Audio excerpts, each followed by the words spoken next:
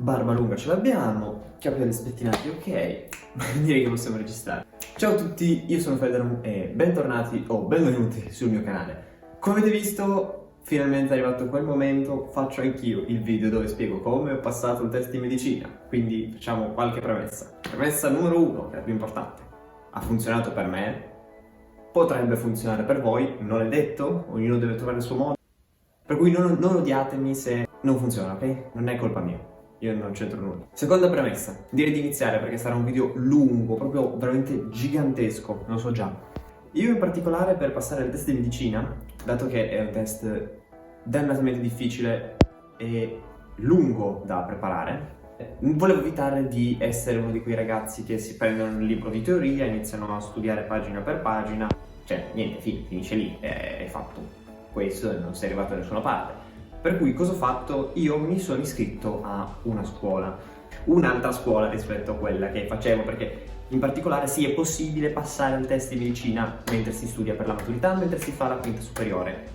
Devi metterci un po' di impegno, dopo non avrai più forza di fare nulla, però intanto l'hai passato e questo è già un'ottima cosa. Per cui io ho scelto una scuola della mia città, non sono andato a prendere Testbusters o una di quelle più famose, per queste una parte dopo. Le cui lezioni erano strutturate 2 volte a settimana, erano 2 pomeriggi dalle 3 alle 7, se non sbaglio, 7 e mezza, non mi ricordo, nel quale facevamo tutte le materie che ci sono nel test, quindi biologia, chimica, matematica, fisica e logica e cultura generale. Ogni tot si avevano queste che sono le prove di verifica per capire, tipo delle verifichine, nel quale tu capisci in base al tuo punteggio come hai studiato l'argomento, se devi rifarlo.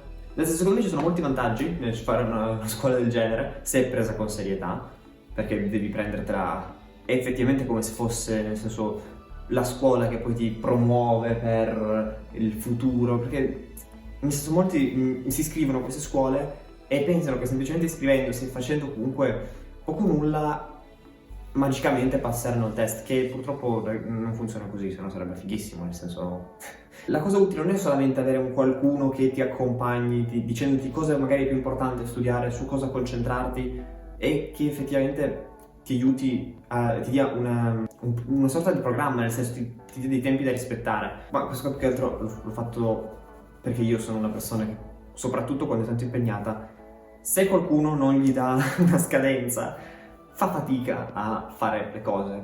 E comunque avere delle scadenze secondo me è utile perché ti permette di rimanere in pari, di non perderti e comunque di sapere come recuperare e quando recuperare. Altra cosa utile, che secondo me è sottovalutata, e avere dei compagni di viaggio effettivamente, nel senso io ho fatto ovviamente questa scuola, l'ho dovuta frequentare una buona parte in DAD, una buona parte in presenza e per una buona parte dell'anno la parte in presenza non eravamo la classe completa ovviamente perché gli spazi non erano grandissimi, quindi si erano un po' risicati, si doveva fare a turno, però secondo me l'avere dei compagni che abbiano il tuo stesso obiettivo può sembrare demoralizzante perché tu dici oh no, sono tipo dei rivali. Io all'inizio avevo paura che potessero diventare dei miei rivali, ma in realtà poi scopri che sono le persone che più ti aiuteranno, perché c'è una cosa fantastica, cioè che se tu il test ce l'hai, le caratteristiche per passarlo, il fatto che tu aiuti una persona che le abbia o meno non ti tira fuori. Per cui tu ti ritrovi delle persone che come te hanno il tuo stesso obiettivo, vogliono la tua stessa cosa, capiscono le tue stesse cose, le studiano. È bello perché si forma questo gruppo di persone che si capiscono a vicenda, si aiutano, si supportano, e questa cosa il giorno del test è stata secondo me fondamentale, non quello dell'IMAT perché l'IMAT non è andato quasi nessuno, ma quello del test in italiano, perché ci siamo effettivamente trovati come gruppo fuori dal centro dove si sarebbe tenuto il test, e quelle 2 o 3 orette che siamo dovuti stare lì e poi ci siamo dovuti separare ovviamente perché eravamo in parti diverse. Non lo so, è stato molto, molto figo perché la tensione la scarichi. Vabbè, sono un pazzo io, ho passato 3 ore a parlare di sta roba. Ok, invece parliamo adesso velocemente di Testbusters, di queste scuole online tipo ProMed e simili. Non lo so, non le ho provate. Tutti ne parlano, conosco persone che mi hanno criticato Alpha Test per anni, del tipo no, Alpha Test, fare cose troppo semplici. Però c'è un mio compagno di università che lui si è iscritto durante l'estate, ha fatto il corso Alpha Test e ha passato. Io mi ero iscritto a un corso annuale da novembre ad agosto, ma perché a me l'idea di fare da novembre ad agosto mi tranquillizzava, perché avevo tempo di capire le cose, di applicarle, di studiarle, eccetera, eccetera, ma vabbè, poi il mio corso era diviso in maniera particolare. Mentre altri invece no, altri hanno passato il corso estivo, altri il corso estivo non ha fatto nulla, nel senso è molto soggettiva questa cosa. Io ovviamente prediligo i corsi più lunghi, ma per il semplice fatto che se so gestirmi, se riesco a incastrare i vari impegni, è molto più utile perché ho più tempo effettivamente per capire, per esprimere dubbi, per tra virgolette anche tranquillizzarmi che le cose le sappia. Per cui, non so, le scuole online secondo me sono valide, ovviamente alcune avranno i loro pregi, altri i loro difetti, tipo mi hanno sempre detto che ProMed fa benissimo biologia, che è la migliore. Testbusters, una cosa che ho riscontrato usando quell'app che adesso utilizzano loro per i test che hanno comprato, si chiama Ammesso se non sbaglio, o comunque facendo domande che mi mandavano i miei amici che facevano Testbusters e che magari a volte siano un po' troppo specifici su cose che nel senso si potrà lasciare, non me ne frega nulla che il quinto nervo che si trova nella colonna di tua madre si chiami Pinco Pallino, cioè nel senso il concetto è questo. Sicuramente se sbagliate il test non è per colpa loro, ecco, se sono scuole che hanno un passato di successi, diciamo così. I libri non li ho presi, sono di A, nel senso non li ho presi ma non li ho portati di qua. Per cui magari vi metterò dei video, delle immagini. Il corso che facevo utilizzava come libro di supporto quello di Editest, vabbè, nel senso lo vedrete, lo starete vedendo adesso. Io mi sono trovato bene, un libro di teoria, non ci sarà tutto, ci sono cose in più, però non ho comprato solo quello perché prima avevo comprato quello di Alpha Test di teoria che ecco è stato utile, non l'ho praticamente mai usato in realtà perché io quello di Alpha Test a un certo punto non lo trovo neanche più, però quando l'ho ritrovato mi è stato molto utile perché c'era una parte di teoria, di logica, che riguardava le tavole di verità, che sull'altro libro non era trattato, che io non avevo capito e poi in realtà è una cagata.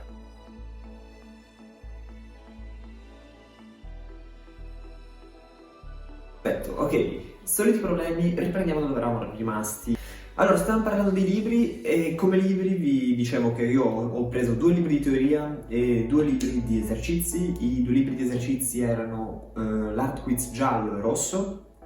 Il giallo è secondo me quello più utile perché ti permette di esercitarti con esercizi che sono divisi per argomenti e infatti io l'ho usato molto spesso quando magari non avevo voglia di ripassare utilizzando Anki perché ero stanco, quindi mi sono messo semplicemente a farmi dei quiz che è sì utile e alla fine si fa sempre qualcosa. 2 libri di teoria non sono fondamentali, anzi io uno basta e avanza. Semplicemente uno l'avevo comprato prima che iniziassi il corso, l'altro me l'hanno dato col corso, quindi me ne sono rimasti 2 e devo dire mi è andata anche di fortuna che uno compensava l'altro su certi argomenti, però veramente state tranquilli, non sono necessari così tanti libri per passare il test, ne basta uno, basta che sia studiato bene, che le cose le sappiate applicare, l'idea è sempre questa. Ok, quanto studiare? Bisogna studiare effettivamente tanto perché il programma da coprire è grosso, è una quantità immane e per carità ci saranno sicuramente gli argomenti che non sapete, le domande a cui non sapete rispondere. A me sono capitate tantissime volte, anche magari su argomenti più semplici, paradossalmente ogni tanto può capitarci che è il momento, la tensione, l'ansia, siete concentrati, vi capita la domanda sui cromosomi durante la meiosi, durante la mitosi, prima, dopo, quanti ce ne sono, e lì magari fate confusione perché dite ma devo raddoppiarli, no, non è vero, sono sempre gli stessi, per cui calma, basta che le cose le sappiate bene da potervi fermare, nel senso è difficile da spiegare così, però effettivamente il test è una corsa contro il tempo, sì, ma se la domanda la sapete non c'è bisogno di passarci, cioè non ci passerete tanto tempo, anche se siete in ansia, anche se avete un blackout. Io paradossalmente l'unico momento in cui ho veramente perso punti al test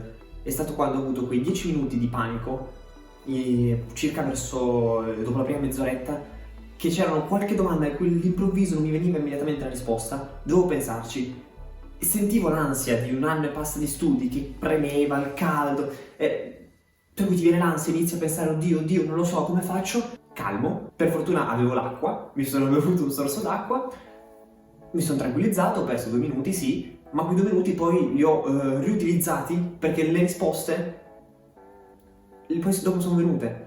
Infatti quello che dico è che in teoria bisognerebbe fare è: se una domanda non vi viene, sì, andate a quella dopo, ma non preoccupatevi, focalizzatevi sul riacquistare sicurezza, perché i punti che io ho perso li ho persi in quel momento in cui mi sono ostinato a rispondere e a tirare a caso quando non ero lucido. Perché una volta che riacquistate lucidità, fidatevi, se le cose le sapete non c'è domanda che tende. Invece per il come studiare, io ho utilizzato Anki per ricordarmi tutte le cose, anche i nomi a memoria, dove erano posizionati. Io soprattutto per anatomia e per biologia uso tantissimo le immagini. Io studiare con le immagini queste materie mi svolta completamente. Potete darmi 10 pagine da studiare e se per ogni pagina c'è un'immagine che grosso modo riassuma, quindi può anche essere un disegno, è perfetto. Secondo me, poi ovviamente ognuno ha i suoi metodi, però una cosa che ho trovato estremamente efficace è studiare con le immagini. Anche, cioè, senza per forza dire, ecco, questa è una proteina che si attacca a quest'altro recettore che manda un'impucia. Non dovete per forza studiare così, ma l'idea che tutto quel paragrafo sia collegato a quel minuscolo pezzettino di un'immagine, secondo me, cambia completamente. Perché non ci saranno più problemi del fare confusione tra una proteina, tra uno zucchero, tra 2 proteine diverse, tra 2 enzimi, cioè è veramente veramente rivoluzionario, aiuta tantissimo la memoria secondo me. L'idea però che c'è alla base è che tutto quello che voi studiate lo sappiate applicare, soprattutto per l'IMAT, ma anche per il test di medicina. Ci saranno sicuramente quelle domande a memoria dove vi chiedono magari di ricordarvi il nome del muscolo o dell'osso, però se voi sapete partire dalle informazioni che avete e elaborare problemi complessi, i test lo passate per il semplice fatto che è quello che vi chiedono, cioè applicare conoscenze. Ed è così che effettivamente si passa il test a livello di studio. Questa capacità come la si acquisisce? Con gli esercizi, ovviamente, senza magari focalizzarsi solo sugli esercizi del ricordarsi questo, ricordarsi quest'altro.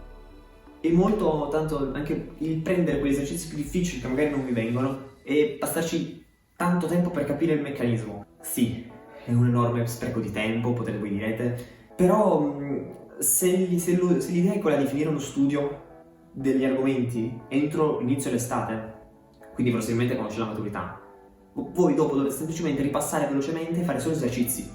E quando avrete 3 mesi di vacanza, tra virgolette, per fare solo esercizi, vedrete che anche se passate 2 orette a capire un ragionamento complesso, ma quel ragionamento complesso fa scattare quell'interruttore che poi rende, diciamo, i trabocchetti del test più evidenti, è tutto tempo guadagnato.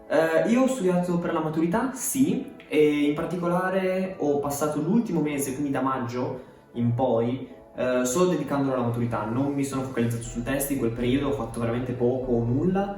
Magari ho rimesso a posto un po' di appunti, cose che non mi richiedevano effettivamente sforzo a livello di studio, perché non volevo sovraccaricarmi di materiale, dato che stavo già cercando di farmi notare alla maturità.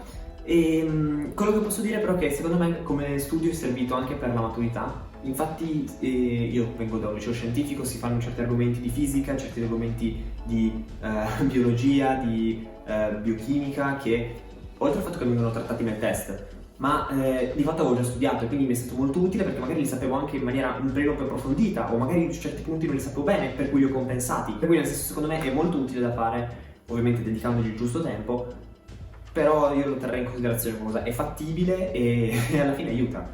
Le vacanze? No ragazzi, non si fanno le vacanze, io ho fatto 2 settimane, per cui dimenticatele, mi spiace.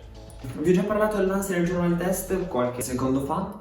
Secondo me è effettivamente quello su cui si gioca per non farvi passare il test. Quello che però bisogna capire è che ovviamente non ci sarà una scuola che vi dirà come si supera l'ansia, come ci sono dei trucchi che trovate. Quello che ho davvero alla fine riscontrato essere il metodo migliore per non avere ansia il giorno del test, comunque per averla limitata, e aver studiato. E qua mi direte oh, wow, grazie di nulla. Avere qualcuno che sia con voi, che vi parli, vi aiuti a scherzare, anche ad alleviare la tensione, perché è inutile, potete ripensare quanto volete, però di fatto ovvio ci sarà magari quel concetto in più che riuscirete a ficcarvi in testa, ma magari sono cose mnemoniche e non è neanche a volte utile farlo, perché se sono gli altri di prima, l'ansia, vi confondete. Per cui quello che dico io, soprattutto per il giorno del test, magari sì, ci sono le date per cultura generale, quelle vanno benissime da ripassare insieme, quegli ultimi argomenti di Costituzione che sono chiesti sono fantastici. Però veramente quelle ore prima, quegli attimi prima, dedicateli a, non so, a rilassarvi, a cercare di scherzare, perché è quello che cambia. Perché poi una volta che entrate, almeno da me ha funzionato così, chiuso tutto, vi separate e potete aspettare anche un'ora e mezza fermi prima del test. E lì l'ansia e le domande, avrete il tempo per chiedervi cosa avete sbagliato, però se arrivate consci del fatto che vi siete rilassati prima, che la vivete in un'altra maniera, diventerà poi solamente una rottura di maroni perché siete fermi in una stanza con 5.000 persone e volete andarvi a casa e farvi magari le vostre vacanze. Bene ragazzi, questi erano i miei consigli, sicuramente potevano essere approfonditi. Se c'è un tema che vi interessa di più, qualcosa che non ho trattato bene, ditemelo. O l'ho passato quello che magari sto cercando di ottenere, o sono passato anch'io da questa strada, sono stato anch'io a guardare video online. Sono utili, a volte no, ti mettono solamente tanta ansia.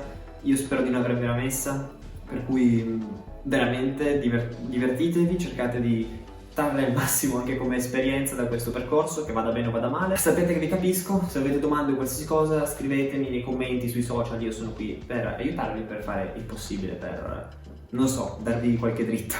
Io adesso vado che ho un esame di chimica da preparare e probabilmente sarà online, per cui vado ad ammazzarmi. Ciao! No, aspetta, ma che cosa? Che ciao? Cioè, non si dice così, che cos'è? Dai.